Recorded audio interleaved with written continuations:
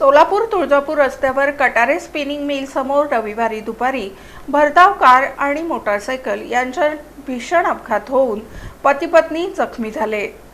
सोलापूर तुळजापूर रस्त्यावर Katare spinning mill समोर रविवारी दुपारी 1:15 वाजण्याच्या सुमारास भरधाव कार आणि मोटारसायकल यांच्यात भीषण अपघात झाला। या अपघातात एका महिलेसह दोघेजण जखमी झाले।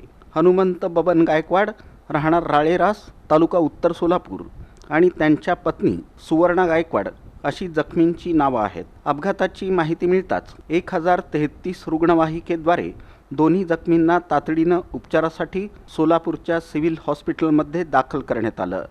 मिळालेल्या माहितीनुसार जखमी दाम्पत्य तामलवाडी येथील एका मंगल कार्यालयात लग्न कार्याला गेलं होतं।